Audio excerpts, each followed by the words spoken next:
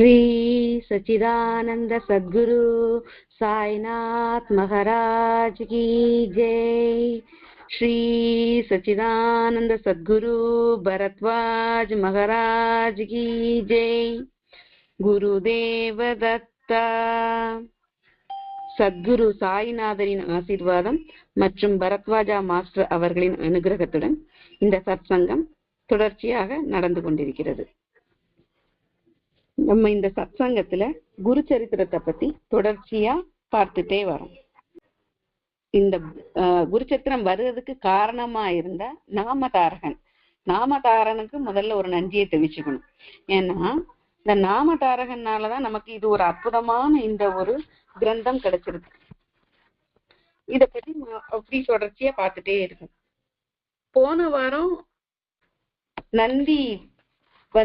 நந்திக்கு ஸ்ரீகுரு கவீஸ்வரன் அப்படிங்கிற அந்த பட்டம் கொடுத்தது, அந்த கதையை நம்ம தெரிஞ்சுக்கிட்டோம். அப்படி அந்த நந்தியோட கவிதைகளை இங்க உள்ள மக்கள் தொடர்ச்சியா படிச்சு ஸ்ரீகுருவோட அருமை பெருமைகளை தெரிஞ்சுக்கிறாங்க. அதை பத்தி தான் இன்னைக்கு நம்ம இந்த குரு சரித்திரத்துல இன்னைக்கு இதை பத்தி பார்க்க போறோம். அத்தியாயம் 46. நாமதாரகன் சித்தமுனிட்ட கேக்குறாரு, ஐயா நீங்க இன்னொரு புலவர் கூட இருந்தாருன்னு சொல்றீங்கள, அவரை பத்தியும் எனக்கு சொல்லுங்க அப்படின்னு சொல்லி நாமதாரகன் கேக்குறாரு. அப்போ அத பத்தி சித்தமுனி சொல்றாரு. கானகாபுரத்துல நந்தி எழுதின ஸ்தோத்திரங்கள் எல்லா இடத்துலயும் பரவி மக்கள் எல்லாம் அதை படிச்சு அப்படி தன்யர்களாயிட்டே இருக்காங்க. ரொம்ப சந்தோஷமா இருக்கு.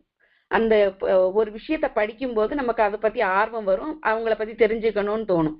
பாடல்கள் வழியா தெரிஞ்சுக்கணுங்கிற ஆர்வம் வரும். அந்த பாட்டு வழியாவே அவங்கள தெரிஞ்சுக்கணும்னு நினைச்சு அவங்க ஒவ்வொருத்தரும் ஸ்ரீகுருவை பத்தி எல்லாரும் தேடுறாங்க. இப்போ திருவாசகத்துல கூட திருவாசகத்தை எழுதி அதனாலேயே சிவனோட பெருமைகள் உலகுக்கு தெரிஞ்சு அந்த பாடல்களை படிச்சு படிச்சு படிச்சு சிவஸ்தலங்களை தேடி தேடி எல்லாரும் ஒவ்வொருத்தவங்க விட்டாங்களா. அதே மாதிரி அப்படி இதே மாதிரி சுவாமியோட மகிமையை தெரிஞ்சுக்கிட்டு ஹிப்பரிக அப்படிங்கிற அந்த ஊர்ல உள்ள கிராம மக்கள்லாம் ஸ்ரீகுருட்ட வணங்கி கும்பிட்டு நீங்க எங்க ஊருக்கும் வாங்க, அவங்களுக்கும் அருள் புரியுங்க அப்படின்னு சொல்லி ஹிப்பரிக அப்படிங்கிற அந்த ஊர்ல உள்ள கிராம மக்கள்லாம் கேக்குறாங்க. அப்ப அந்த ஊருக்கு சுவாமி வாராரு. அந்த ஊர்லயும் ஒரு பெரிய புலவர் இருக்காரு. அவர் அவருக்கு பேரு நரகேசரி. அவரை எப்படின்னா டெய்லி அங்க உள்ள கோயில்ல உள்ள கல்லேஸ்வரனை டெய்லி வணங்கி கல்லேஸ்வரனை பத்தி ஒரு 5 புது பாட்டு பாடி அந்த இறைவனை அவர் வணங்குவார். அப்ப இந்த மக்கள் எல்லாம் ஊர் மக்கள் எல்லாம் நம்ம ஊருக்கு ஒருத்தங்க பெரியவங்க வராங்கன்னா அவங்கள மகிழ்விக்கிறதுக்கு நம்ம என்னெல்லாம் செய்வோம், அது மாதிரி நம்ம ஸ்ரீகுருவையும் மகிழ்விக்கணும் அப்படின்னு நினைச்சிட்டு இவர்கிட்ட கேக்குறாங்க, நீங்க எப்படி கல்லேஸ்வரருக்கு டெய்லி 5 புது பாசுரங்கள் எழுதுறீங்களோ அதே மாதிரி நீங்க நரசிம்ம சரஸ்வதிக்கும் நீங்க புது பாடல்கள் எழுதி கொடுங்க. ஏன்னா அவர் அவருக்கும் கவிதைகள்னா பிடிக்கும், அதனால நீங்க செய்யணும் அப்படின்னு பாடணும் அப்படின்னு அவர்கிட்ட கேட்ட உடனே நரகேசரி என்ன சொல்லிட்டாரு, கல்லேஸ்வரனை கும்பிட்ட என்னால இன்னொருத்தரை இன்னொருத்தருக்கெல்லாம் புகழ்ந்து பாட்டு எழுத முடியாது அப்படிங்கிற மாதிரி நரகேசரி சொல்லிட்டாரு. கல்லேஸ்வரனை தான் பாட்டு பாடுவேன், சாதாரண ஒரு மானிடனை நான் பாட்டு பாட மாட்டேன், அவரை பத்தி புகழ்ந்து எழுத மாட்டேன் அப்படின்னு நரகேசரி சொல்லிட்டாரு. அவர் வழக்கம் போல கல்லேஸ்வரரை பூஜிக்கிறதுக்கு வேண்டி கோயிலுக்கு போறாரு. அங்க போய் உட்கார்ந்த உடனே அவரை தியானத்துல உட்கார்ந்த உடனே ஒரு தூக்கம் மாதிரி அவருக்கு ஒண்ணு வந்துருச்சு, தூக்கமாயிருச்சு. அவரோட கனவுல கல்லேஸ்வரருக்கு பதிலா ஸ்ரீகுரு உட்கார்ந்துருக்காரு. ஸ்ரீகுருவை பார்த்ததும் அவரை அழியாமலே அவர் பாட்டு பாடுறாரு. அவரை 5 புது பாடல்களால பாடி இது பண்றாரு. அப்ப ஸ்ரீகுரு அவர்கிட்ட கேக்குறாரு, நீதான் மனுஷங்களை கும்பிட மாட்டியாமே, நீ மனுஷங்களை புகழ்ந்து பாட மாட்டேன் நீ தானே சொன்ன, ஆனா நீ ஏன் என்னைய போற்றி பாடுன அப்படின்னு ஸ்ரீகுரு நரகேசரிட்ட கேட்டவன அவர் சொன்னாராம், எனக்கு கனவுலயே அவர் அவருக்கு பூஜை பண்ணி அவரை வந்து மறுபடி பாட்டால துடிச்சிருக்காரு. அப்போ இப்பதான் எனக்கு தெரியுது நீங்களும் சிவனும் ஒண்ணுதான், என்னோட தப்ப நான் வந்து உணர்ந்துட்டேன், நான் வந்து இனிமே இப்படி எல்லாம் செய்ய மாட்டேன் அப்படின்னு சொல்லி அவர்கிட்ட சாஷ்டாங்கமா தொட்டு கும்பிட்டு வணங்கினாராம். இறைவனை அடையதுக்கு ஒரு எளிமையான வழி என்னது அப்படின்னா பாடல்கள் பாடுவது, சத்சங்கம் கேட்கறது. அந்த மாதிரி பாடல்கள் பாடி இறைவனை வந்து நம்மளால எளிமையா இறைவனை அடைஞ்சிடலாம். அதனாலதான் இப்ப வந்து திருஞான சம்பந்தர் வந்து அவரோட சின்ன வயசுலயே இறைவனை வந்து பாட்டா, அவங்க அப்பா கேட்கும் போது கூட அவர் வந்து பாட்டாதான் பாடினாரு. யாரு உனக்கு பால் கொடுத்தாங்க அப்படின்னு சீர்காழியில வச்சு, உனக்கு சீர்காழிங்க ஸ்தலத்துல கேட்கும்போது உனக்கு யாரு பால் கொடுத்தா அப்படின்னு கேட்கும்போது அவர் வந்து திரும்ப பாட்டு பாடிதான் அவர் சொல்றாரு. தோடுடைய செவியன் விடை ஏயோன் தூ வெண்மதி சூடின்னு பாடிதான் அவங்க அப்பாவுக்கு வந்து சிவபெருமானையே சொல்றாரு. அப்புறம் அவர் வந்து ஒவ்வொரு இடத்துக்கா போகும்போது கூட நிறைய பாடல்களா பாடி பாடி பாடிதான் அந்த ஒவ்வொரு ஊர்ல உள்ள சிவஸ்தலங்களுக்கும் போறாரு. இவருடைய பாடல்கள் தான் எல்லா இடத்துலயும் முதல்ல பரவுது. அப்போ இறைவனை அடைவதற்கு உள்ள ஒரு எளிமையான சாதனம் வந்து பாட்டு பாடி, அது வந்து ஒரு வழி, பாடல்கள் வழி நம்ம வந்து இறைவனை அடைவது. இவர் அப்படி பாடல்கள் பாடி பாடிதான் போறாரு. இவருடைய பாடலுக்கு மகிழ்ந்து சிவபெருமானே என்ன பண்ணாராம், திருக்கோலக்கா அப்படிங்கிற ஊர்ல அவருக்கு தங்கத்திலேயே தாளங்கள், இந்த ஜால்ரா சொல்லுவோம்ல அது மாதிரி, ஏன்னா இவர் கை தட்டி தட்டி பாடுறாரு. அந்த கை தட்டி பாடும்போது அவருடைய திருஞான சம்பந்தரோட அந்த 3 வயசு பையன், 3 வயது பாலகன், அவன் கையெல்லாம் செவந்துருதான். கை தட்டி தட்டி செவந்த உடனே அவர் என்ன பண்ணிட்டாரு, ஐயோ குழந்தையோட கை வந்து தட்டி தட்டி செவந்து போகுதே அப்படின்னு இறைவனே மனமிறங்கி அவருக்கு திருக்கோலக்கா அப்படிங்கிற இடத்துல வந்து அவருக்கு வந்து பொன்னால் ஆன தாளங்கள், பொற்தாளங்களை வந்து கொடுத்தாராம். அந்த பாடலுக்கு அவ்வளவு தூரம் ஒரு மரியாதை. இந்த பாடல்கள்னாலதான் அவரோட பெருமை அப்படி பரவிக்கிட்டே போகுது. பாண்டிய மன்னன், அந்த ராணி எல்லாம் இவருடைய பாடல்களை வந்து எல்லாரும் படி எடுத்து ஒவ்வொரு கோயில்லையும் இறைவனுடைய, எல்லாருக்கும் சிவன் இறைவன்னு தெரியும், ஆனா அந்த இறைவனுடைய பெருமைகளை இவருடைய பாடல்கள் வழி அவ்வளவு தூரம் அவர் சொல்றாரு. சிவபெருமான் எல்லா இறைவனுமே பாடல்களுக்கு மயங்கக்கூடியவங்க. பாடி பாடி போறாரு அவர். அந்த பாடல்கள் வழியே அவருடைய 16வது வயசுல என்ன பண்ணிடுறாரு அப்படின்னா, அப்படி அவர் மட்டும் முக்திக்கு போகல.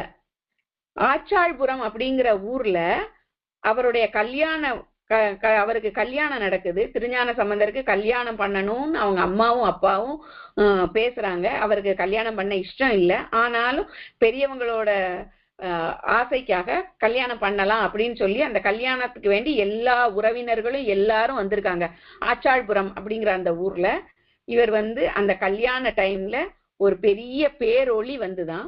அந்த ஒளி வந்து யாரெல்லாம் இங்க முக்திக்கு யாரெல்லாம் வாரீங்களோ எல்லாரும் வாங்க அப்படின்னு சொல்லும்போது திருஞான சம்பந்தர், திருஞான சம்பந்தருடைய மனைவி, யாழ்ப்பாணர், திருநீலநக்க நாயனார், இப்படி நிறைய நாயன்மார்கள், அந்த பொண்ணு கொடுத்தவங்க வீட்டுல உள்ளவங்க, கல்யாணத்துக்கு வந்தவங்க, திருஞான சம்பந்தரோட அம்மா அப்பா எல்லாருமே அந்த ஒளிக்குள்ள போனதுமே எல்லாருமே கைலாயத்துக்கு போயிட்டாங்களாம். எல்லாருமே இந்த பாடல்கள் பாடி அந்த இறைவனுடைய தொழுததுனால, இவரை கும்பிட்டதுனால, இவரை வணங்கி இவரை பின்பற்றி ஒரு நல்ல குரு ஒருத்தரை பின்பற்றி சென்றதுனால அவங்களுக்கு முக்திங்கிறது மிக எளிமையா கிடைச்சிருச்சு. அவங்க செய்தது என்னது அப்படின்னா, நல்லா ஆழ்ந்து நம்ம யோசிச்சு பார்த்தோம்னா, திருஞான சம்பந்தர் பாடினவருக்கு முக்தி கிடைச்சது. திருஞான சம்பந்தர் பாடல்களை கேட்டாங்கல்ல, கேட்டதுனால இறை சிந்தனையால அவங்க எல்லாம் ஒரு நிலைமைக்கு வந்தாங்கல்ல, அதனால அவங்களுக்கு முக்தி. அப்போ அந்த ஒரு பாடலோட பெருமை, பாடல்களோட இறை பாடல்கள் வழியா இறைவனை வந்து நம்ம வந்து மிகவும் எளிமையா அவங்க அடைஞ்சிடலாம். இந்த இதுல அவர் என்ன சொல்றாரு, இறைவன் நான் வந்து உங்களை மனுஷனை கும்பிட மாட்டேன், சாதாரண மனிதரை கும்பிட மாட்டேன், இறைவனை தான் கும்பிடுவேன் அப்படின்னு நரகேசரி சொல்றாருல. இதுல நம்ம என்ன பார்க்கணும் அப்படின்னா, இறைவன் ஒருவர் தான், குருட்டையும் இறைவன் இருக்கிறாரு, இறைவன் வேற இல்ல, குரு வேற இல்ல அப்படிங்கிறத உணரணும். இதுக்கும் ஒரு சின்ன கதை. ஒருத்தர் தீவிரமான சிவபக்தர், சைவர். அவருக்கு விஷ்ணுவை அந்த அளவுக்கு பிடிக்காது. விஷ்ணு அந்த அளவுக்கு பிடிக்காது. விஷ்ணு இருக்கிற திசை பக்கம் கூட அவர் போகவே மாட்டார். அந்த கிருஷ்ணனையோ விஷ்ணுவையோ அவர் கும்பிடவே மாட்டார். அவர் தீவிர சைவர். அவர் ஒரு நாளைக்கு அவர்கிட்ட கிருஷ்ணன் கோயில், ஒரு கோயில்ல ஒரு கிருஷ்ணனுக்கு இடுப்புல ஒரு ஒட்டியான மாதிரி ஒண்ணு செய்யணும், அப்ப நீங்க செய்ய வாங்க அப்படின்னு அவர்கிட்ட கேக்குறாங்க. அவர் நல்ல நகை செய்யறதுல வல்லுனர். அப்போ அவர்கிட்ட கேட்டப்ப அவர் சொன்னாரு, கிருஷ்ணனுக்கெல்லாம் நான் செய்ய மாட்டேன், முடியாது என்னால அப்படின்னு அவர் சொன்னாராம். இல்ல, கண்டிப்பா நீங்க செய்ய நீங்க தான் செஞ்சு கொடுக்கணும். அப்ப நான் செஞ்சு கொடுக்கேன்னா அளவு எடுத்துட்டு வாங்க, நீங்க அளவு எடுத்துட்டு வந்தீங்கன்னா அதுக்கு தகுந்த மாதிரி நான் அந்த ஒட்டியானம் அதை நான் செஞ்சு கொடுப்பேன் அப்படின்னு சொல்றாங்க. அளவு எடுத்துட்டு கொடுத்துட்டாங்க. இவர் அந்த ஒட்டியானம் செய்யறாரு. கிருஷ்ணனுக்கு கொண்டு மாட்டும் போது, அந்த குட்டி கிருஷ்ணனுக்கு மாட்டும் போது ஒரு விரற்கடை கூடுது. அந்த ஒட்டியானத்துக்கு அந்த லெங்த் ஒண்ணு கூடுது, ரொம்ப லூஸா இருக்கு. இல்ல இல்ல இது நீங்க ஒரு விரற்கடை கொஞ்சம் இவ்வளவு இன்ச்சு அதிகமா இருக்கு அப்படின்னு சொன்ன உடனே அவர் அதை கட் பண்ணிட்டு, ஒரு இன்ச் அதிகமா இருக்குன்னு அவங்க அளந்து தானே சொல்றாங்க அப்படின்னு சொல்லிட்டு ஒரு கட் பண்ணிட்டு பழையபடி திரும்ப கொடுக்கும்போது என்ன ஆகுது அப்படின்னா, மறுபடி கொடுக்கும்போது இன்னும் ஒரு இன்ச் குறையுது. வெட்டுனத அதிகமா இருக்கிறத வெட்டி கொடுத்தா இன்னும் குறையுது அப்படின்னு சொல்றாங்க. இப்ப கூடுது குறையுது, கூடுது குறையுது. அப்படி அவர் அந்த நகைய மாத்தி மாத்தி செஞ்சு கொடுத்தாலும் அவரால அந்த நகை அந்த கிருஷ்ணனுக்கு கரெக்டான அளவுல ஒட்டியானம் செய்ய முடியாது. சரி, அப்ப என்னதான் பண்ணலாம் அப்படின்னு சொல்லிட்டு, நான் அப்ப இவருக்கு கிருஷ்ணனை கண்ணால கூட பார்க்க மாட்டாரு. அப்போ நம்ம கோயில்ல நான் கண்ணை கட்டிக்கிட்டு வரேன், நான் கண்ணை கட்டிட்டு பார்க்கும்போது அப்படி அளவு நான் எடுக்கிறேன், நானே அளவு எடுத்தாதான் சரியா வரும் போல இருக்கு அப்படின்னு சொல்லிட்டு இவருக்கு அந்த கிருஷ்ணன் கோயிலுக்குள்ள உள்ள போறாரு. உள்ள போய் கிருஷ்ணனை அளவெடுக்க அவர் இடுப்ப தடவி அளவெடுக்க இடுப்புல வச்சு பார்க்கும்போது பார்த்தா அங்க என்ன தோணுது அப்படின்னா, அந்த பட்டு பீதாம்பரம் கிருஷ்ணன் உடுத்திருப்பார்ல, அதுக்கு பதிலா புலித்தோல் கைக்கு தட்டுப்படுது. என்னது இது, எம்பெருமான் என்னோட ஈசனா இங்க நிக்கிறாரு, புலித்தோல் கைக்கு தட்டுப்படுதே, புலித்தோல் உடுத்தினா அது ஈசனா தானே இருக்க முடியும் அப்படின்ட்டு கண்ணை திறந்து பார்த்தா அங்க கிருஷ்ணன் அழகா புன்னகைச்சுக்கிட்டு இருக்காரு. ஐயோ கிருஷ்ணனையா பார்த்துட்டேன் அப்படின்னு சொல்லிட்டு கண்ணை மூடிட்டு மறுபடி தடவி பார்க்கும்போது அது புலித்தோல், மான், மழு அந்த மாதிரிதான் அந்த உருவம் தெரியுதே தவிர கிருஷ்ணனாவே தெரியல. இவர் கண்ணை அவுத்துட்டு கண்ணை கட்டிட்டு மறுபடி வெளியில பார்க்கும்போது அது கிருஷ்ணனாவும் மறுபடி உள்ள இருக்கும்போது சிவனாவும் மாறி மாறி தெரியுது. இறைவன் ஒருவனே அப்படிங்கிறது அவருக்கு அப்புறம்தான் அந்த விஷயம் சிவன் அவருக்கு போதிக்கிறார். அதே மாதிரி இந்த குருவும் சிவனும் ஒருத்தர் தான் அப்படின்னு நரகேசரிக்கு இந்த கல்லேஸ்வரன்ல அவர் குரு தோன்றி அவருக்கு அந்த அந்த தெளிவை அவர் கொடுக்கிறார். இந்த தெளிவை அடைஞ்ச பிறகு நரகேசரி என்ன சொல்றாரு, நீங்க சிவஸ்வரூபம் தான், எனக்கு தெரிஞ்சு போச்சு, நான் இனிமே உங்களை விடவே மாட்டேன் உங்களை அப்படின்னு சொல்லிட்டு அவர் காலை பிடிச்சு அப்படி கேட்டுட்டு இருக்காரு. இதுவரைக்கும் நான் என்ன பண்ணேன், அறியாம இருள மூழ்கிட்டேன், இந்த கல்லேஸ்வரனை கும்பிட்டதுனாலதான் எனக்கு உங்களுடைய தரிசனமே கிடைச்சது, அதனால நீங்க என்னைய சீடனா ஏத்துக்கோங்க அப்படின்னு சொல்றாரு. அப்போ ஸ்ரீகுரு என்ன சொல்றாரு அவர்கிட்ட, இந்த கல்லேஸ்வரன்னா எனக்கு ரொம்ப பிரியம், நான் அவருடைய ரூபத்திலே இந்த ஹிப்பகிரியில நான் எப்பவுமே இருப்பேன், அதனால நீங்க எப்பவுமே அங்க என்னைய பூஜை செய்துகிட்டு இருங்க அப்படின்னு அவர் சொல்றாரு. ஸ்ரீகுரு சொல்றாரு, நான் உங்க கூடயே இருக்கிறேன், நீங்க என்னுடைய வேண்டுதலை ஏத்துக்கங்கன்னு நரகேசரி கேட்டப்போ குருமூர்த்தி என்ன சொன்னாரு, சரி அப்படின்னு சொல்லிட்டு நரகேசரி தினமும் எப்படி கல்லேஸ்வரனை புகழ்ந்து பாடுவாரோ அதே மாதிரி ஸ்ரீகுருவையும் புகழ்ந்து பாடிட்டு இருந்தார். யாரு ஒருத்தங்க குருவை திட பக்தியோட எந்த ஒரு சந்தேகமும் இல்லாம குருவை நம்ம கும்பிட்டோம்னா நம்ம வேண்டியது நம்ம கேட்காமலே நமக்கு இறைவன் கொடுப்பார். இதுதான் 46வது அத்தியாயம். 47வது அத்தியாயத்துல நாமதாரகனுக்கு கேட்டு கேட்டு நம்ம அந்த ஆசை தீரல. இன்னும் கதை கேட்கணும், இன்னும் ஸ்ரீகுருவை பத்தி தெரிஞ்சுக்கணும், இன்னும் தெரிஞ்சுக்கணும் பயங்கர ஆர்வம். சின்ன குழந்தைங்க கிட்ட எல்லாம் கதையெல்லாம் சொன்னோம்னா அவங்க டெய்லி நைட்டு அம்மாட்ட கேட்டுட்டே இருப்பாங்களே, கதை சொல்லுங்க, இன்னும் சொல்லுங்க, அதை பத்தி சொல்லுங்க அப்படின்னு தெரிஞ்சுக்கணுங்கிற எவ்வளவு ஆர்வத்தோட இருப்பாங்களோ அதே மாதிரி அவரும் நாமதாரகனும் கதைய விருப்பத்தோட கேட்டுக்கிட்டு இருக்காரு.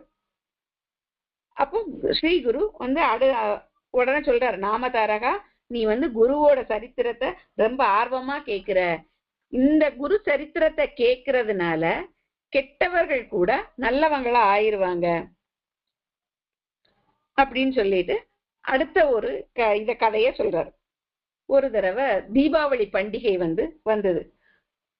அந்த தீபாவளி பண்டிகை கானகாபுரத்துல நடக்குது. தீபாவளி பண்டிகைக்கு அந்த கானகாபுரத்தை சுத்தி உள்ள 7 கிராமத்துல இருந்து மக்கள் அந்த பக்தர்கள் ஸ்ரீகுருவை தரிசிக்கிறாங்க.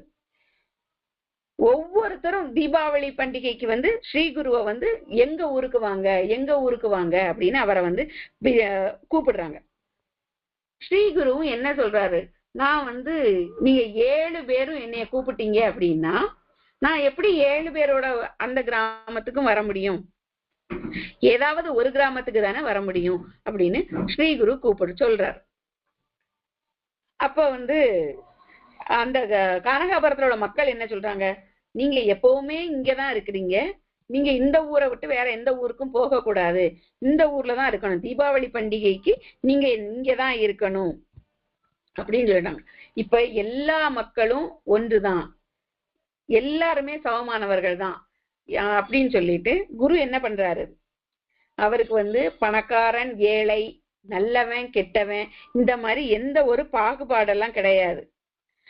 இந்த மக்கள் எல்லாரும் அவரை திரும்ப திரும்ப சொல்லிட்டே இருக்காங்க, நீங்க எங்க ஊருக்கு கிராமத்துக்கு நீங்க வரல அப்படின்னா நாங்க என்ன பண்ணிடுவோம், நதியில விழுந்துருவோம்.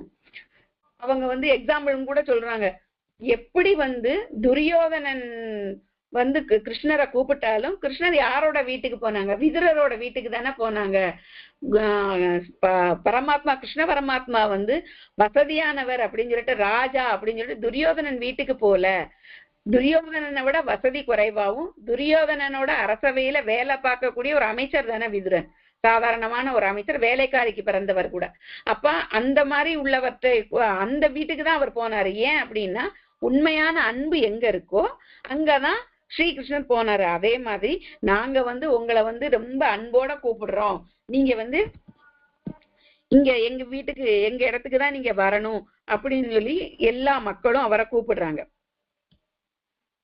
ஸ்ரீகுரு என்ன சொல்றாரு, சரி நீங்க கவலைப்பட வேண்டாம், உங்க ஊருக்கு நான் வாரேன் அப்படின்னு அவர் சொல்லுவார். நீங்க உங்க எல்லா அந்த 7 கிராமத்துல உள்ள மக்களையும் தனித்தனியா ஒவ்வொருத்தரையும் கூப்பிட்டு உங்க வீட்டுக்கு தான் நான் வருவேன், உங்க வீட்டுக்கு தான் வருவேன், உங்க வீட்டுக்கு தான் வருவேன்னு 7 பேர்கிட்டையும் அவர் தனித்தனியா சொல்லிட்டாரு. கானகாபுரத்துல உள்ள மக்கள்கிட்டையும் அவங்க கிட்டையும் சொல்லிட்டாரு, நான் எங்கேயும் போக மாட்டேன், இங்கேதான் இருப்பேன்னு சொல்லிட்டாரு. தீபாவளி பண்டிகையும் வந்தது. தீபாவளி அன்னைக்கு ஸ்ரீகுரு என்ன பண்ணார் அப்படின்னா 7 உருவங்கள் எடுத்தார். 7 1 8 உருவங்கள் எடுத்தாரு. ஒருத்தர் கனகாபுரத்திலேயே இருந்தாரு.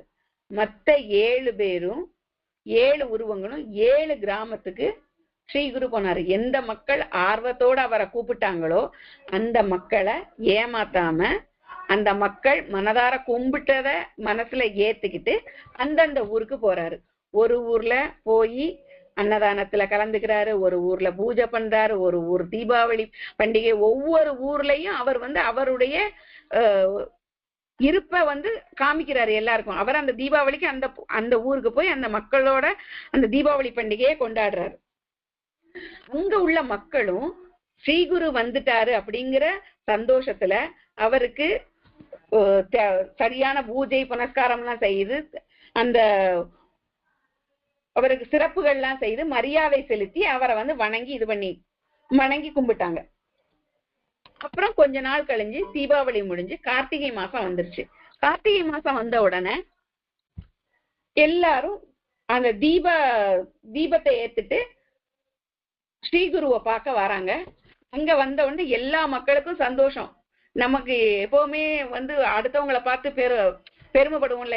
ஒரு பொருள் பெருசா நமக்கு ஏதாவது ஒண்ணு கிடைச்சது, அடுத்தவங்களுக்கு கிடைக்கல, எனக்கு கிடைச்சிருச்சு அப்படின்னா நம்ம கொஞ்சம் பெருமைப்படுவோம்ல. இது உன்கிட்ட இல்ல, என்கிட்ட இருக்கு. ஏன்னா எல்லாருமே தனித்தனியா என்ன நினைச்சுக்கிட்டாங்கன்னா, ஸ்ரீகுரு வந்து நம்ம ஊருக்கு தான் வந்திருக்காரு, அடுத்த ஊருக்கு போகல அப்படிங்கிற ஒரு நினைப்பு அந்த கிராம மக்கள் எல்லாருக்குமே.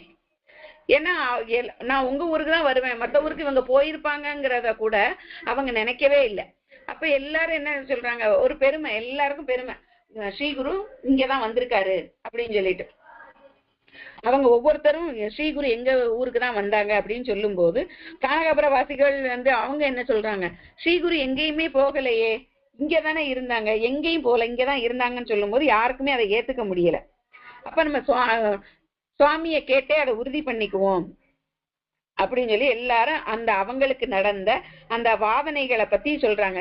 நீங்க வந்து எங்க ஊருக்கு தானே வந்தீங்க, அந்த ஊருக்கு எல்லாம் போகல இல்ல, நீங்க அப்படி இத வந்து சொல்லுங்கன்னு கேட்கும்போது ஸ்ரீகுரு என்ன சொல்றாரு அப்படின்னா, நீங்க வந்து எல்லாரும் சொல்றது உண்மை, நான் வந்து எல்லா ஊருக்கும் போனேன், நான் அங்கேயும் இருந்தேன் இங்கேயும் இருந்தேன், பக்தர்களோட வேண்டுகோள் என்னதோ அதை நிறைவேற்றுவதுதான் என்னுடைய வேலை, அதனால நீங்க யாரும் வாதாட வேண்டாம் அப்படின்னு சொல்லிட்டாரு.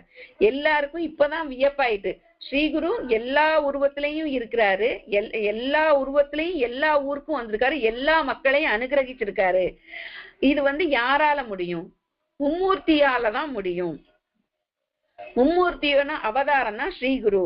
அதனால ஸ்ரீகுருவால ஆகாத செயல் ஒண்ணுமே கிடையாது அப்படின்னு மக்கள் எல்லாம் புரிஞ்சுக்கிட்டாங்க.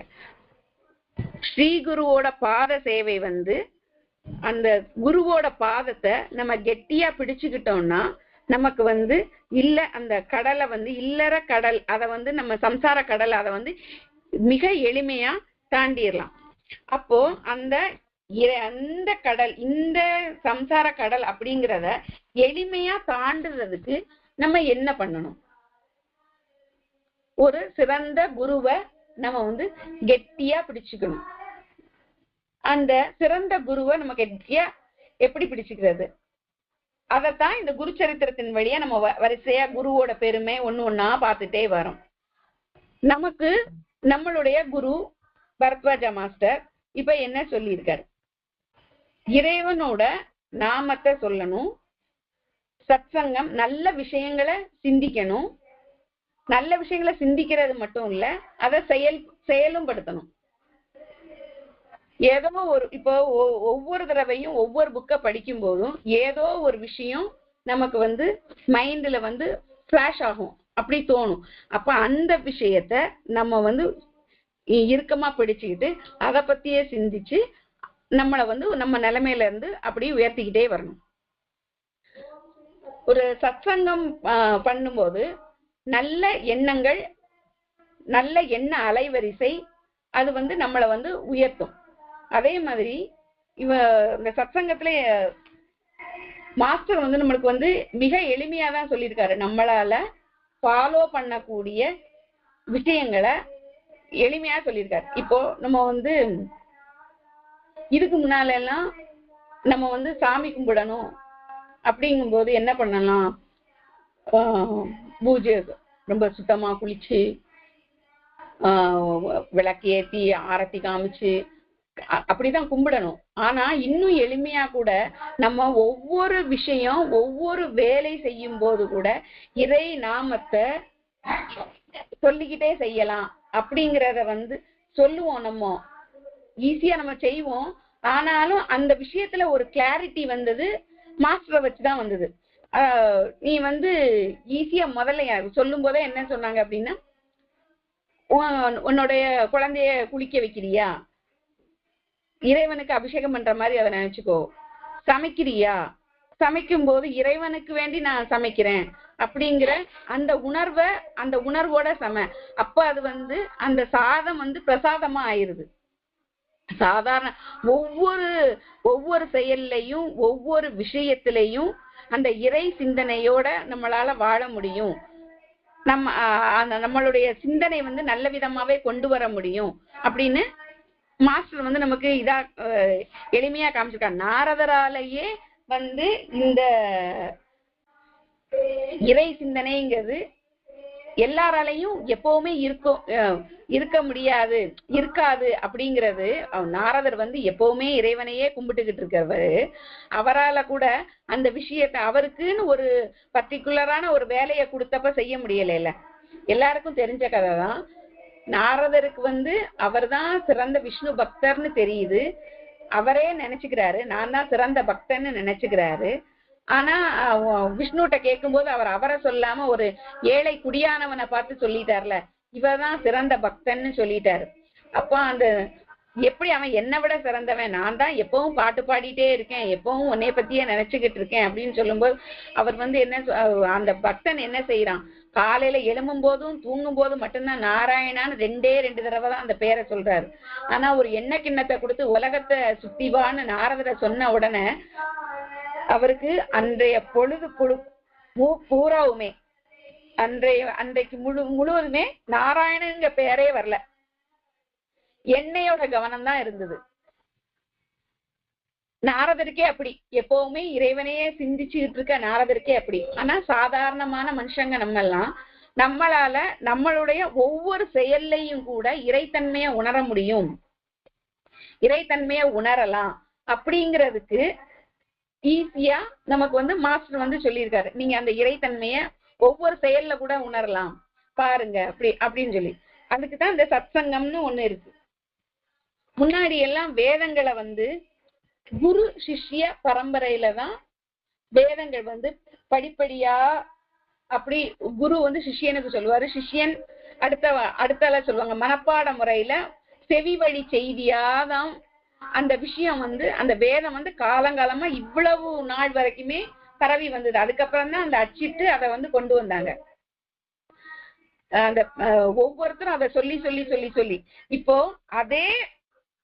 அதே ஃபார்முலாலதான் நம்மளும் என்ன பண்றோம், இந்த குரு சரித்திரத்தை அந்த நல்ல நல்ல விஷயங்களை இந்த சத்சங்கம் வாயிலா திரும்ப திரும்ப திரும்ப திரும்ப அதை சொல்லி அதே இறை சிந்தனையோட என்னைக்கும் இருக்கணும், எப்பவுமே அந்த சத்சங்கம் அப்படிங்கிற அந்த கூட்டத்தோடயே இருக்கணும். அதனாலதான் ரமணர் கூட எப்பவுமே வந்து நாங்க வந்து ரமணர்கிட்ட கூட எல்லாரும் கேட்டாங்களாம், பக்தர்கள் எல்லாம் கேட்டாங்களாம், இந்த நாங்கெல்லாம் குடும்ப பொறுப்புல இருக்கிறோமே, நான் வந்து எப்படி இந்த இறை சிந்தனையோட இருக்க அப்படிங்கும் போது ரமணர் என்ன சொன்னாரு, சத்சங்கம் அப்படிங்கிற அந்த இதுல நீங்க ஒன்று கூடி இருந்தாலே போதும், ஒரு பெரிய குருவுக்கு பக்கத்திலேயோ துறவரமோ மேற்கொள்ள தேவையில்லை, நல்ல சிந்தனைகள் இருந்தாலே அதுவே வந்து உங்களை மேன்மைக்கு கொண்டு வரும்னு சொன்னாங்கல்ல ரமணர் சொன்னார். அதே மாதிரி அதே மாதிரி உள்ள ஒரு சத்சங்க அமைப்புலதான் நம்ம எல்லாருமே இருக்கிறோம். அது வந்து நம்மளை வந்து உயரிய நிலைக்கு அழைத்து செல்லும் அப்படிங்கிற நம்பிக்கையோடு ஸ்வஸ்தி. ஸ்ரீ சச்சிதானந்த சத்குரு சாய்நாத் மகாராஜ் கி ஜெய். ஸ்ரீ சச்சிதானந்த சத்குரு பரத்வாஜ் மகாராஜ் கி ஜெய். குருதேவ தத்தா.